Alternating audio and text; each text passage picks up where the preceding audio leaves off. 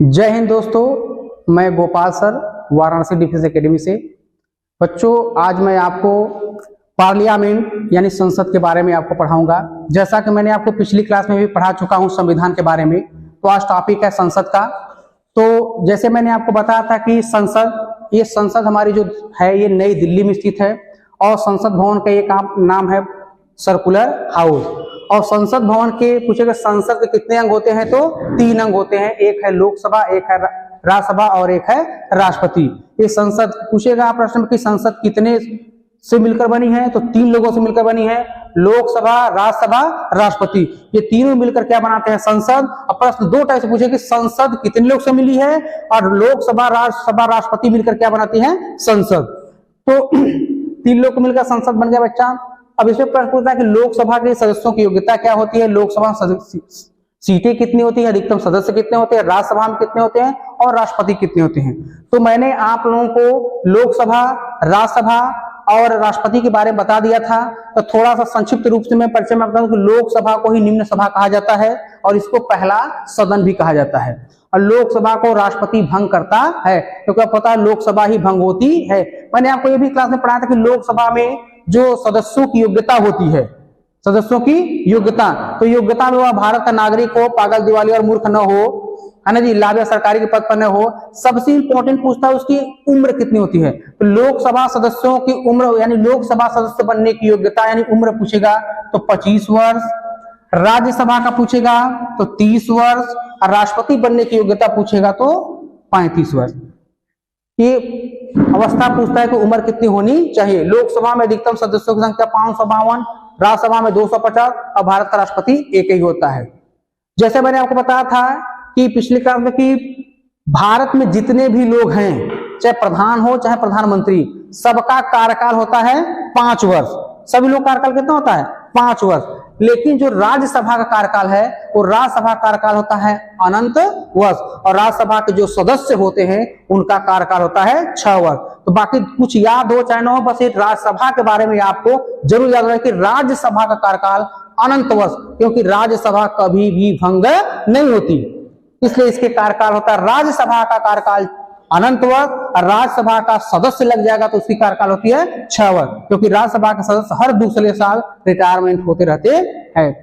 तो ये लोकसभा, राज्यसभा। अब आता है बारी राष्ट्रपति का। मैंने बताया था कि राष्ट्रपति के बारे में अभी भी मैं आपको पढ़ा ही रहा हूं कि राष्ट्रपति है क्या।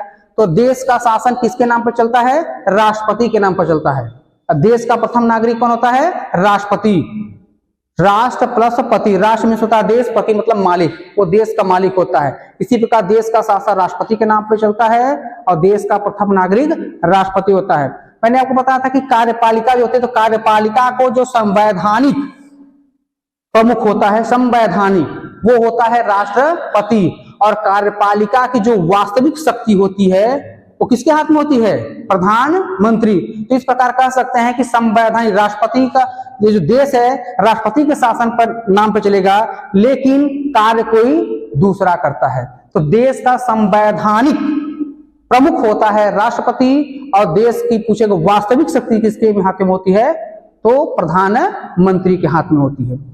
फिर उसके बाद आते हैं राष्ट्रपति की योग्यता कि राष्ट्रपति की योग्यता क्या होनी चाहिए, वो भारत का नागरिक हो, पागल, दिवालिया, मूर्ख न हो, ये सबकी है। उसकी उम्र होनी चाहिए 35 वर्ष। और एक चीज और होती है कि राष्ट्रपति के एक योग्यता में एक चीज और है कि राष्ट्रपति की उम्र 35 वर्ष तो होनी ही चाहिए, लेकिन एक योग्यता में है कि वह लोकसभा सदस्य बनने की योग्यता रखता हो। सबसे महत्वपूर्ण चीज है। क्वेश्चन 2 टाइप से पूछ देगा कि राष्ट्रपति लोकसभा की योग्यता की राष्ट्रपति लोकसभा सदस्य बनने की योग्यता होनी चाहिए। तो आपको मैं बताया था कि लोकसभा सदस्य बनने की योग्यता कितनी होती है, 25 वर्ष। अगर क्वेश्चन बदल जाएगा आपको कि राष्ट्रपति बनने की न्यूनतम योग्यता, तो न्यूनतम योग्यता होगा तो राइट आंसर क्या है, 25 वर्ष।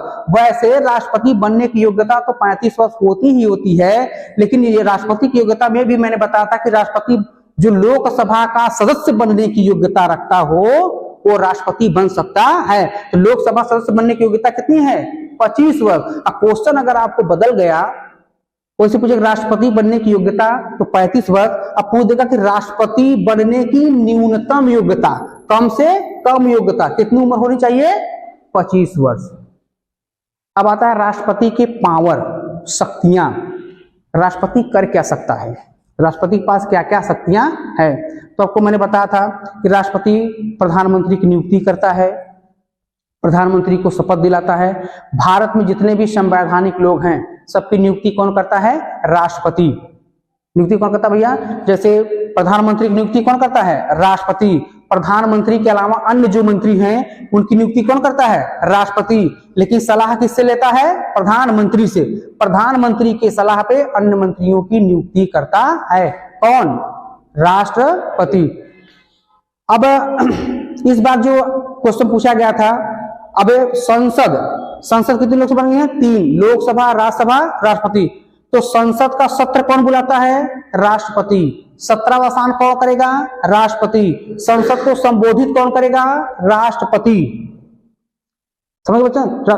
फिर अगर प्रश्न पूछा कि संसद की जब संयुक्त बैठक होगी तो उसकी अध्यक्षता कौन करेगा, लोकसभा अध्यक्ष।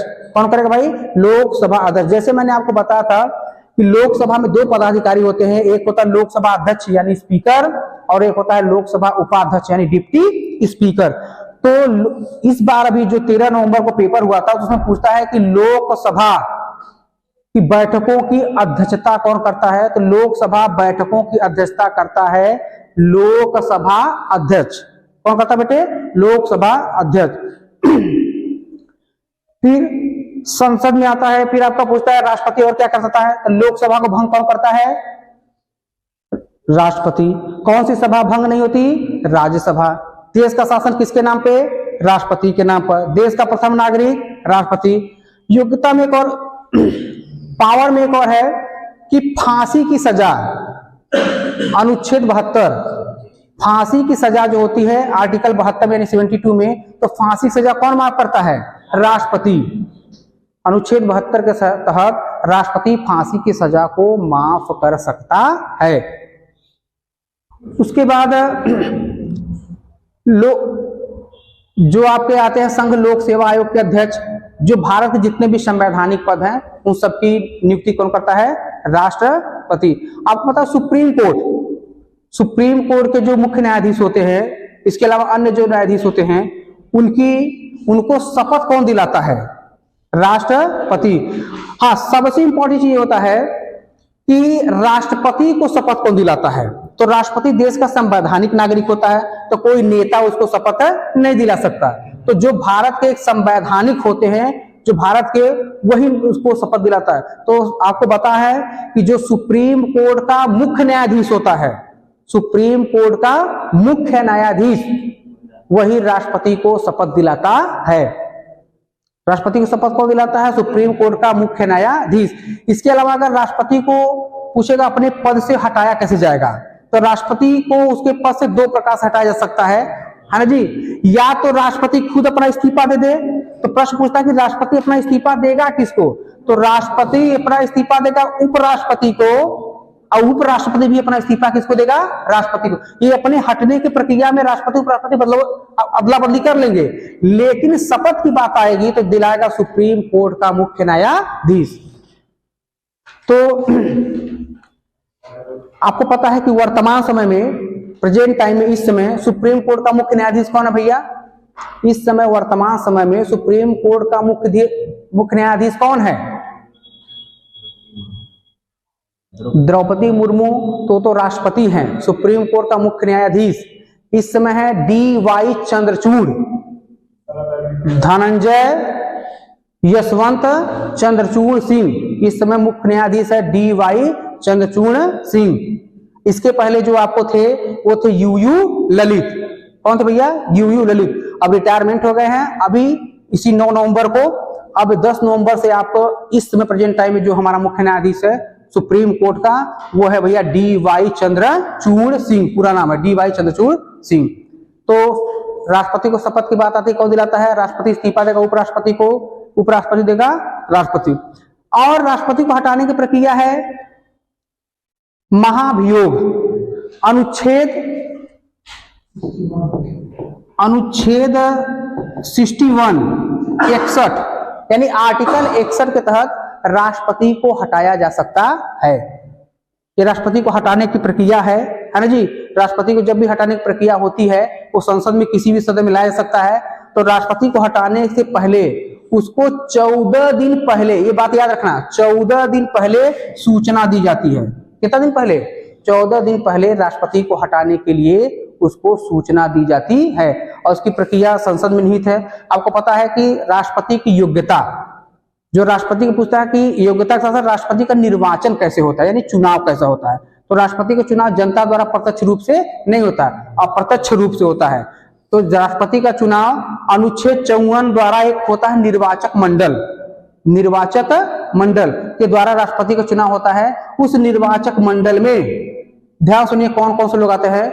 उस निर्वाचक मंडल में संसद के दोनों सदनों के निर्वाचित सदस्य, संसद के दो सदन, लोकसभा राज्यसभा, तो संसद के दोनों सदनों के निर्वाचित सदस्य, संसद में अधिकतम संख्या 250 है, लोकसभा में राज्यसभा में लोकसभा में 552, राज्यसभा में 250। तो जो निर्वाचित सदस्य हैं वो कुल सदस्य नहीं, क्योंकि लोकसभा में 2 एंग्लो इंडियन भी होते हैं जो मनोनीत किए जाते हैं, है ना जी। और जो राष्ट्रपति, राज्यसभा 12 है, तो लोकसभा में यानी कि संसद के निर्वाचित सदस्यों की संख्या, जो लोकसभा संसद में निर्वाचित सदस्य है, प्लस राज्यों के विधानसभाओं के निर्वाचित सदस्यों के जो लोग होते हैं, इसके अलावा जो केंद्र शासित प्रदेश है, केंद्र शासित प्रदेश, उनके जो सदस्य होते हैं वही राष्ट्रपति के चुनाव में भाग लेते हैं। कुल मिलाकर कह सकते हैं कि लोकसभा राज्यसभा के निर्वाचित सदस्य, उसके अलावा राज्यों के विधानसभा के निर्वाचित सदस्य राष्ट्रपति के चुनाव में भाग लेते हैं। और राष्ट्रपति का चुनाव एकल संक्रमणी आनुपातिक पद्धति, एकल, बस इतना आप याद रखिए, एकल संक्रमणी आनुपातिक पद्धति से राष्ट्रपति का चुनाव होता है। बाकी भारत में जितना सबका चुनाव होता है वो होता है सर्वाधिक मत जीत पद्धति, सर्वाधिक, सबसे अधिक मत वोट जीत, जो पाएगा वो जीत जाएगा। लेकिन राष्ट्रपति के चुनाव में एकल संक्रमणी आनुपातिक पद्धति से राष्ट्रपति का चुनाव होता है। तो प्रश्न यहां से बनता है कि राष्ट्रपति के चुनाव में कौन कौन से लोग भाग लेते हैं। तो ऑप्शन आपको रहेगा संसद के सदस्य, कुल सदस्य, अब प्रश्न फिर पूछेगा ऑप्शन बी संसद के निर्वाचित सदस्य, तो राइट आंसर है संसद के निर्वाचित सदस्य, उसके अलावा राज्य के विधानसभाओं के निर्वाचित सदस्य राष्ट्रपति के चुनाव में भाग लेते हैं। अभी इस बार 13 नवंबर को पेपर हुआ था, इसके पहले वाले भी जो पेपर हुआ था तो उससे राष्ट्रपति से क्वेश्चन खूब बनता है, बहुत ज्यादा राष्ट्रपति से क्वेश्चन बनता है। तो अभी जो हुआ था तो प्रश्न पूछा था कि लोकसभा की अध्यक्षता कौन करता है, यानी लोकसभा में, है ना जी, तो लोकसभा की जब कार्रवाई होती है अध्यक्षता कौन करेगा, लोकसभा अध्यक्ष। एक बार फिर सुन लीजिए, इसमें कंफ्यूज मत होना, संसद का सत्र पूछेगा, संसद का सत्र कौन बुलाता है, राष्ट्रपति। सत्रावसान कौन करेगा, राष्ट्रपति। संबोधित कौन करेगा, राष्ट्रपति। भाषण कौन देगा, राष्ट्रपति। लेकिन जब संसद की संयुक्त बैठक होगी तो उसकी अध्यक्षता करता है लोकसभा अध्यक्ष यानी स्पीकर। ठीक है भाई ना, हो गया, इसमें क्या और है। जैसा कि आप लोग जानते हैं कि ये संसद है, पार्लियामेंट है, इससे क्वेश्चन खूब आएगा। हाँ, तो बच्चों आज के क्लास के लिए इतना ही। Best of luck.